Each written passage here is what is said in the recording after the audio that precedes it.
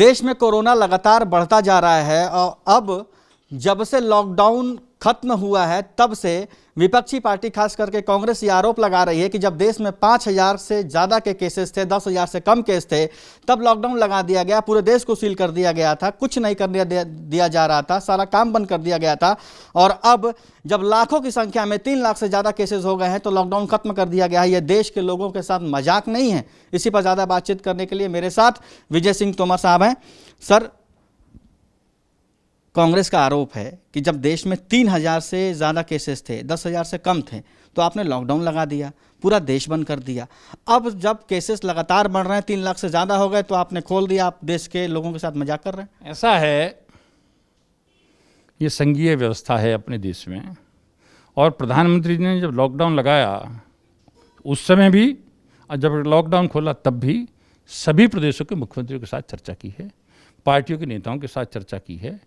और कांग्रेस का तो एक फितरत है, जब लॉकडाउन लगाया तो लॉकडाउन क्यों लगा दिया उसका विरोध किया, जब लॉकडाउन खोला तो लॉकडाउन क्यों खोल दिया उसका विरोध किया।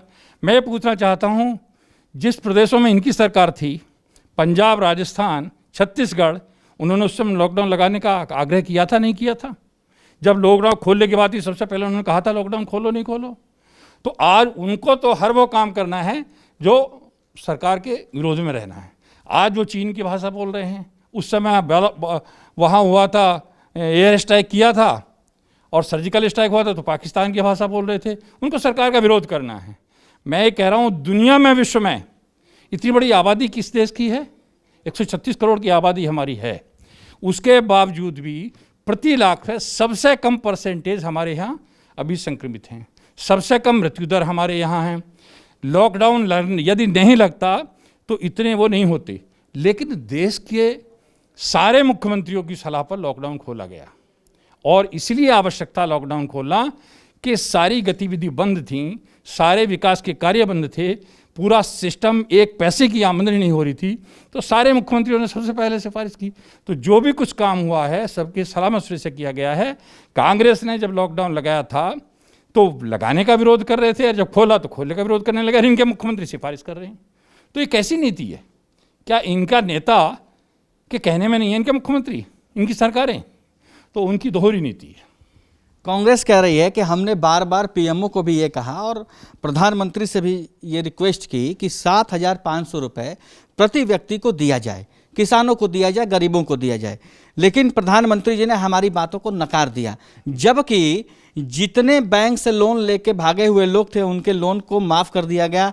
अंबानी की बात करते हैं, नीरव मोदी की बात करते हैं कि इन लोगों को ज़्यादा संरक्षण प्राप्त है मोदी सरकार का, बल्कि जनता के साथ मोदी सरकार नहीं है, सिर्फ झूठ बोलती है। कांग्रेस, यही तो झूठ बोलने का काम है कांग्रेस का। कांग्रेस के 50 वर्षों में जितने लोगों को ऋण मिला था वो 8 से 13 तक उतना ऋण इन 5-7 वर्ष में कांग्रेस के राज में मिल गया। और ये सारा मिला बिना किसी नियम के मिला, केवल 10 जनपद की सिफारिशों पर मिला। जो डिफाल्टर थे उनको मिला। अब जो लेकर भागे हैं, जो इनके द्वारा दिया गया है, उनको ला करके यहाँ कानून के शिकंजे में खड़ा कर रहे हैं, कानून में बदलाव करके और वसूल कर रहे हैं। मोदी जी खुद कह रहे हैं लो हम देने को तैयार हैं। तो ये है मोदी जी। और कांग्रेस का जहाँ तक ये कहना है कि 7,500 रुपये उन्होंने, बताओ उनकी सरकार 60 साल रही, उन्होंने दिया कभी? प्रधानमंत्री जी ने किसानों को किसान सम्मान निधि दिया। आप देखिएगा अब भी करीब मैं समझता हूँ जितनी बड़ी 80 करोड़ लोग हैं, 81 करोड़, जिनको नवंबर तक का राशन फ्री दे रहे हैं 3 महीने का, 5 किलो चावल या गेहूं और 1 किलो दाल।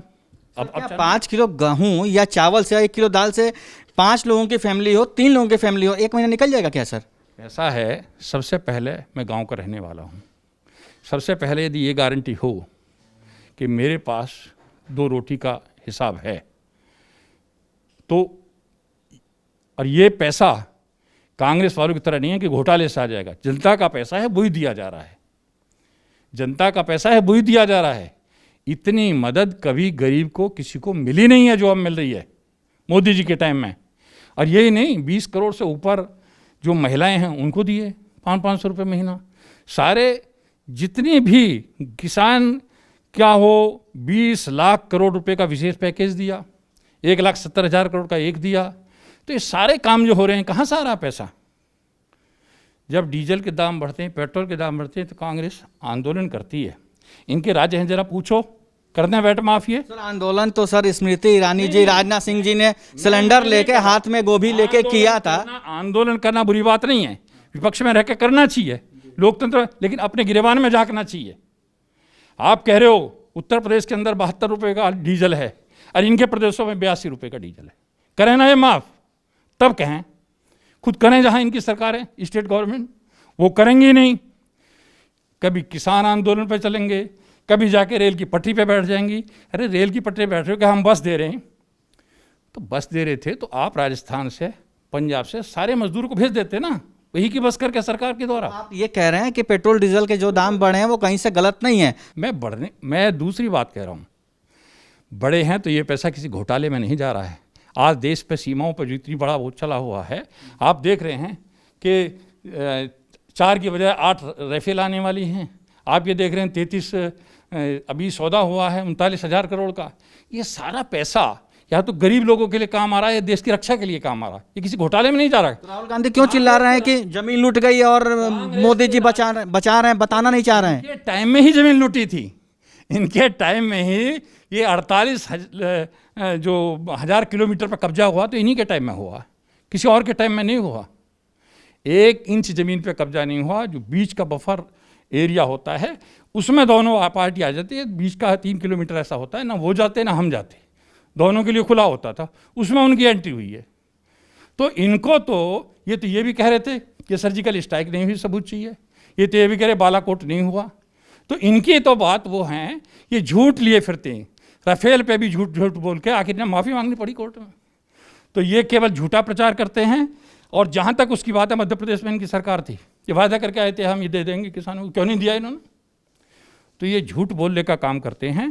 पहले ये जहाँ इनकी प्रदेश सरकार है वहाँ जरा माफ़ करें, वहाँ करें, तब फिर कहें। सर आप सांसद हैं, मेरठ के रहने वाले हैं। मेरठ में भी स्थिति बहुत अच्छी नहीं है।